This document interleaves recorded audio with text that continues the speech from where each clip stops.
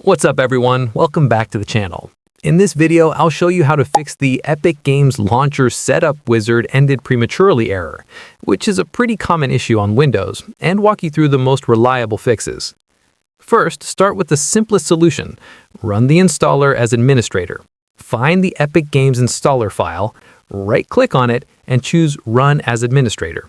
This gives the installer full system permissions, which often fixes the error instantly if it's being caused by blocked access or permission issues. If that doesn't work, the next thing to check is .NET Framework 4.8. The Epic Games Launcher depends on this to install properly. Open the Windows search bar, type Turn Windows Features On or Off, and open it. Make sure the box for .NET Framework 4.8 is checked. If it isn't, enable it and follow the prompts to install. You may need an internet connection for this step and a restart afterward. Another common cause is leftover files from a previous Epic Games installation. Open File Explorer, go to your C drive or wherever Epic Games was installed before, and delete any existing Epic Games folders. Old or corrupted files can clash with the new installer and cause it to fail prematurely. If the installer still won't run properly, you can try launching it using MSI Exec, which is Windows' built-in installer tool. Open Task Manager, click File, then Run New Task. Type msiexec.exe followed by the full path to the Epic installer in quotes.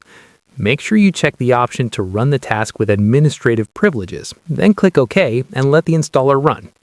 Another fix that surprisingly works for many people is changing the installation location.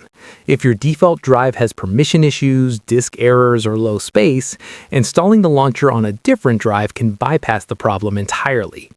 You should also consider temporarily disabling your antivirus software. Some antivirus programs incorrectly flag the Epic installer as a threat and block it midway through installation. Turn it off briefly, run the installer, and then turn your antivirus back on once the installation finishes. If none of those solutions work, there's one last reliable option. Install Epic Games Launcher through the Microsoft Store. Open the Microsoft Store, search for Epic Games Launcher, and install it from there. This method often works because the store automatically handles permissions and dependencies behind the scenes. And that's it. Those are the best ways to fix the Epic Games Launcher Setup Wizard ending prematurely and get it installed successfully. If this video helped you out, don't forget to like, subscribe, and I'll see you in the next one.